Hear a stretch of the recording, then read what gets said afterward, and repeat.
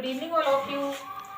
कल हमने आपको पढ़ाया था रूल नंबर 13 तक, तो आज हम देखेंगे रूल नंबर 14। रूल नंबर 14 में है कि यदि किसी सेंटेंस में कोई एक्टिव वॉइस का सेंटेंस हो, उसमें जो वर्ब का ऑब्जेक्ट हो, ना तो कोई वर्ड हो और ना कोई फ्रेज, क्या हो तो एक क्लॉज हो, तो पैसिव वॉइस जब हम बनाएंगे तो क्या करेंगे, सब्जेक्ट के रूप में उस क्लॉज को नहीं रखेंगे, क्या करेंगे, सब्जेक्ट के रूप में हम इट का यूज करेंगे। तो चलिए इस रूल को पहले नोट कर लेते हैं, क्योंकि लिखने से आपको अच्छे से याद हो जाएगा। यदि एक्टिव वॉइस के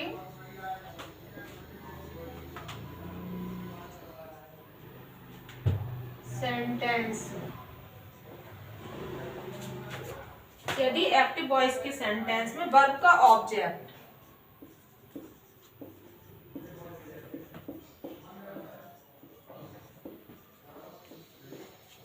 एक शब्द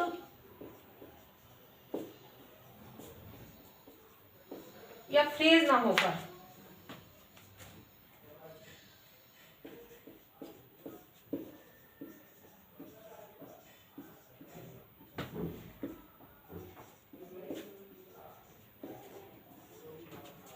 एक शब्द या फ्रेज ना होकर क्या होना चाहिए, एक क्लॉज होनी चाहिए।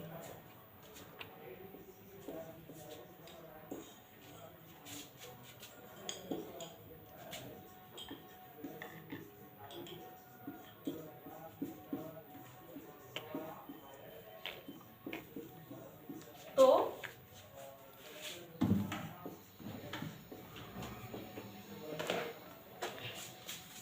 पैसिव वॉइस में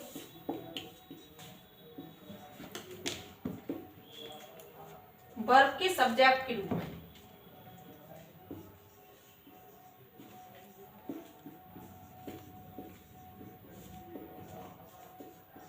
पैसिव वॉइस में वर्ब के सब्जेक्ट के लिए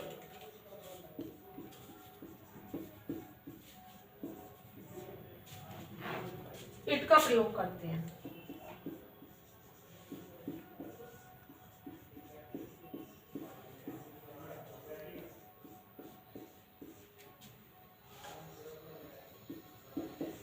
क्या है रूल हमारा ये, यदि एक्टिव वॉइस के सेंटेंस में वर्ब का ऑब्जेक्ट एक शब्द, भाई जब एक्टिव वॉइस का कोई सेंटेंस है उसमें क्या है, जो ऑब्जेक्ट है वो कोई वर्ड ना हो या ना ही कोई फ्रेज हो, और क्या हो इसकी जगह एक क्लॉज हो, तो क्या होता है, पैसिव वॉइस जब हम बनाएंगे तो वर्ब के सब्जेक्ट के लिए हम किसका यूज करेंगे, इट का यूज करेंगे, इट का प्रयोग करेंगे। तो चलिए हम इसको एग्जाम्पल से देख लेते हैं, एग्जाम्पल से आपको सही से समझ में आ जाएगा।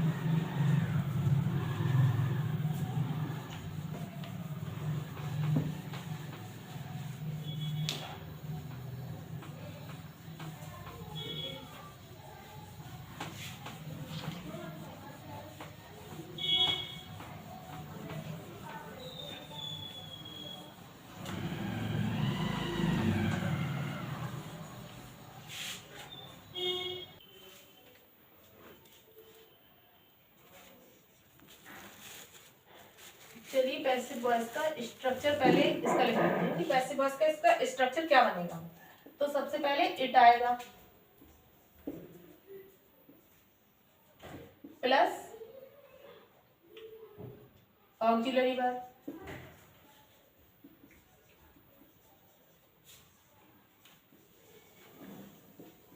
प्लस मेन वर्ब की third form,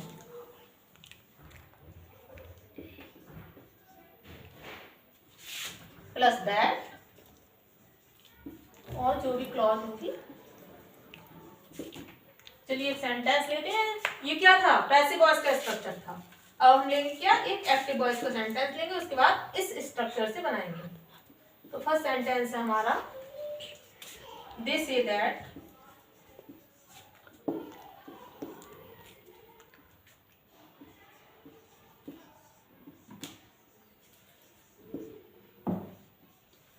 the king is coming,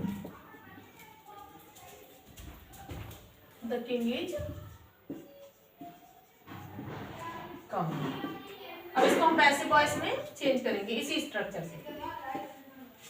तो सबसे पहले क्या बताया था हमने, जब मान लो ये सेंटेंस है, इसमें क्या है, सब्जेक्ट है, वर्ब है, और जो ऑब्जेक्ट के रूप में क्या दे रखा है, पूरी क्लॉज दे रखी है, तो हम क्या करेंगे इसमें इसको सब्जेक्ट के रूप में यूज करके किसका करेंगे, सब्जेक्ट इट का यूज करेंगे। फिर ऑक्सिलरी वर्ब जब फर्स्ट फॉर्म में तो क्या आ जाएगी, इज। ऑक्सिलरी वर्ब आ गई मेन वर्ब की थर्ड फॉर्म से भी, क्या आ गई, सैड। उसके बाद क्या हो जाएगा, it is sad that the king is coming. जो क्लॉज है उसको जीव पते में लिखते हैं, that the king is coming. चलिए एक सेंटेंस और लेते हैं, फिर आपको और अच्छे समझ में आ जाएगा।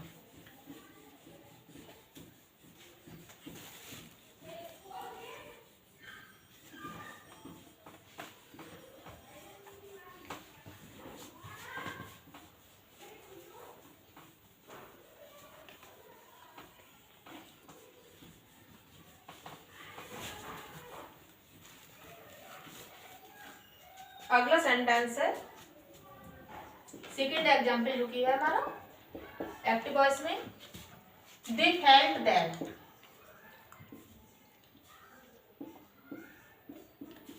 दैट द टीचर्स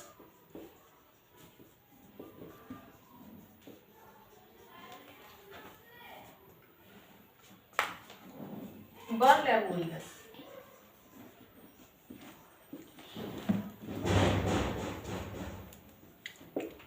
ठीक, अब इसको भी बनाएंगे हम, पैसिव वॉइस में चेंज करो इसको। सबसे पहले इट आ जाएगा, फिर हेल्पिंग वर्ब, इसमें क्या आएगी, वॉज, क्योंकि सेकंड फॉर्म दे रखी है, तो क्या हो जाएगा, इट वॉज फेल्ट। ठीक, और जो क्लॉज दे रखी है, that the teachers were laborious, वो जीव के थ्रू आ जाएगी।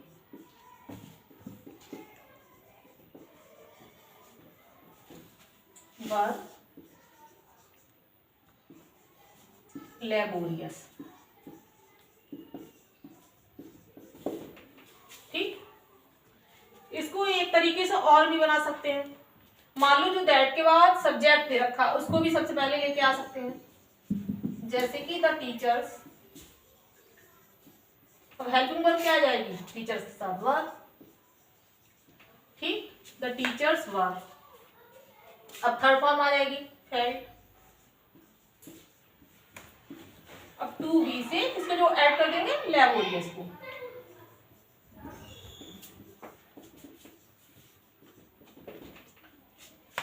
क्या हो गया, the teachers were felt to be laborious. ये दूसरे टाइप से भी बना सकते हैं, ये भी ठीक है। वैसे आपको ये रूल ध्यान में हमेशा रखना है, क्योंकि अगर दूसरा भूल भी जाओ तो इस तरह से तो बना ही आओगे आप। तो क्या हो गया, they felt that the teachers were laborious, it was felt that, यहां पे रह गया है, it was felt that the teachers were laborious. और इसको पैसिव वॉइस में चेंज किया तो क्या हो गया, एक तरह से तो इस तरह से बना लिया, they felt that the teachers were laborious, it से बना लिया, it was felt that the teachers were laborious, जो क्लॉज थी वो सेम जिनके तुम जोड़ दी। और दूसरे तरीके से जो दैट के बाद जो सब्जेक्ट दे रखा था उसको हमने सबसे पहले लिखा, फिर ऑक्सिलरी वर्ब लगाई, उसके बाद क्या किया, थर्ड फॉर्म का यूज किया। चलिए रूल नंबर 15 देखते हैं।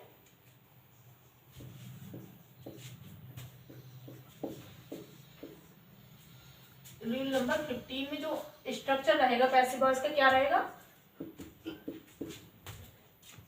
Subject plus verb plus that plus clause. क्या रहेगा, सब्जेक्ट रहेगा पैसिव वॉइस के स्ट्रक्चर में, verb that plus clause.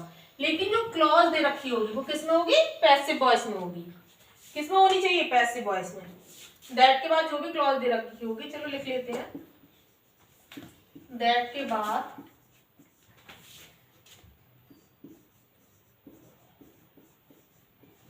Clause में वर्ब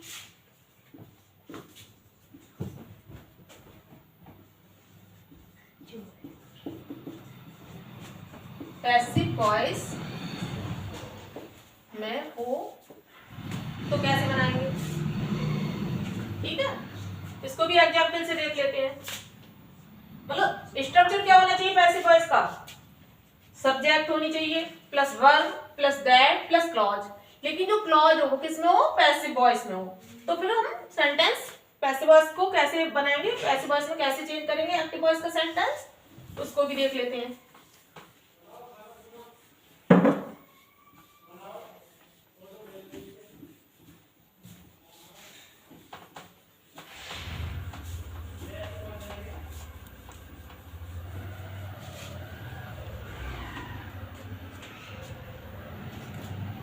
जैसे कि हमने एक सेंटेंस लिया किसका, एक्टिव वॉइस का, शी वांट्स दैट,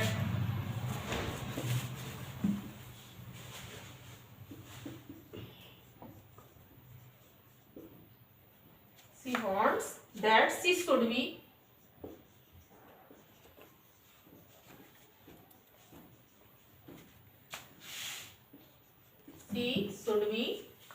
रिस्पेक्टेड।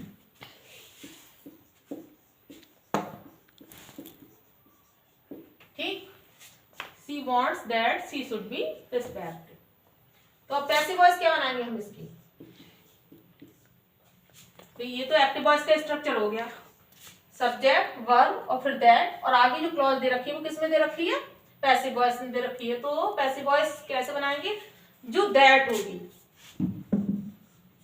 और सब्जेक्ट, सॉरी हाँ दैट और सब्जेक्ट और वर्ब, इसको हम क्या करेंगे, हेल्पिंग वर्ब को हटा देंगे, दैट सब्जेक्ट और जो भी ऑक्सिलरी वर्ब या मॉडल वर्ब है उसको हम हटा देंगे।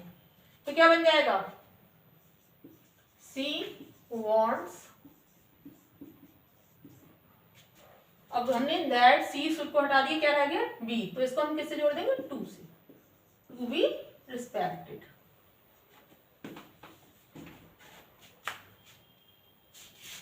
She wants to be respected. ठीक, she wants that she should be respected का क्या हो गया, she wants to be respected, क्योंकि जो क्या दे रखा था, दैट दे रखा था और सब्जेक्ट और वर्ब, इसको हमने क्या किया, हटा दिया, और बाद में जो बी रिस्पेक्टेड दे रखा था उसको किससे ऐड कर दिया, टू से, टू बी रिस्पेक्टेड। अब एक और एग्जांपल देख लेते हैं दूसरा एक्टिव वॉइस का ही। पहले एक्टिव वॉइस का एक सेंटेंस लेते हैं, रीना लाइक्स दैट, चलिए इसको पूरा मिटा देते हैं दोबारा से, लिखिए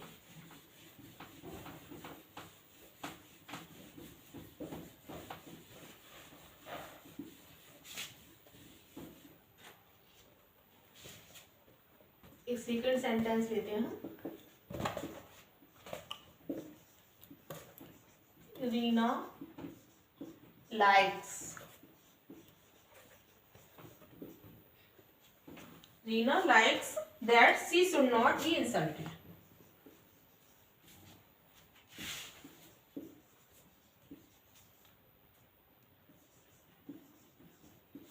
B insulted.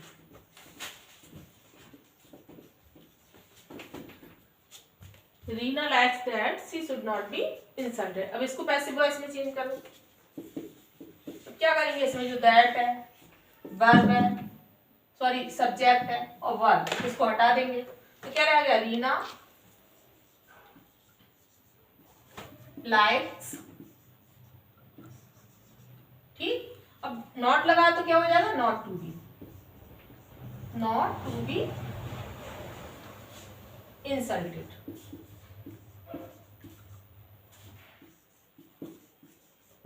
Reena likes not to be insulted. अब ये समझ में आ गया। मान लो एक्टिव वॉइस में क्या दे रखा हो, सब्जेक्ट वर्ब और एक क्लॉज दे रखी हो, वो भी किसमें हो, क्लॉज किसमें हो, पैसिव वॉइस में। तो हम क्या करेंगे, जो दैट के बाद सब्जेक्ट आएगा और उसके बाद जो वर्ब आएगा उसको हटा देंगे, और जो शेष भाग है उसको टू से जोड़ देंगे। अब नॉट है तो नॉट टू बी कर दिया, और केवल बी होता तो क्या हो जाता, टू बी। चलिए, तो आपको कुछ सेंटेंस दे रहे हैं जो आपको करने हैं।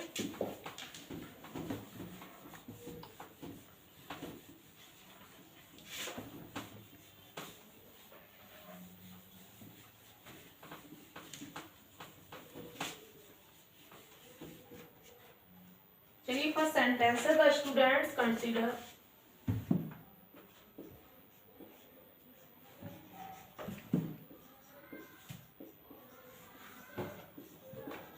the students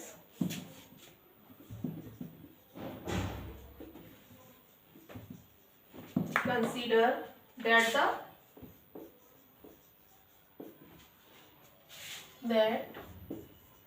the teacher was wise. Second है, people know that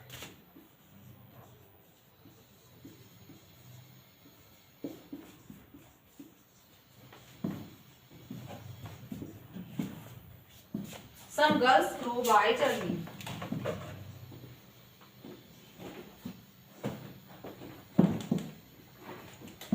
Grow wise early.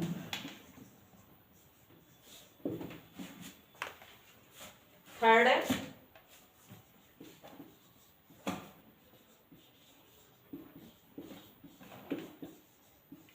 we believe that our government is honest.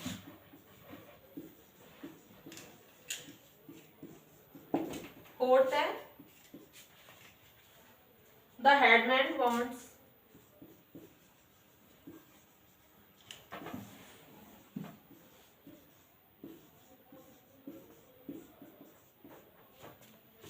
that he should be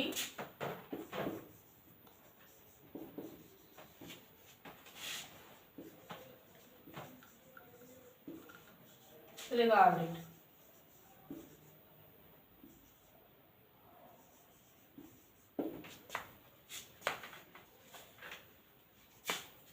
He should be regarded or लिख लो in the village. In the village. और अगर एक sentence और लिखना चाहो तो आप हम ऐसे ही बोल दे रहे हैं, Mohan wants that he should be respected, ये भी आप बना सकते हो। चलिए तो पहले इनको एक बार और देख लेते हैं क्या क्या सेंटेंस है। The students considered that the teacher was wise. Second है, people know that some girls grow wise early. Third है, we believe that our government is honest. Fourth है, the headman wants that he should be regarded in the village. तो ये sentence है, इनको आपको बना के देखना है। और आज का वीडियो बस यहीं समाप्त करते हैं, कल मिलेंगे नेक्स्ट वीडियो के साथ। Thank you.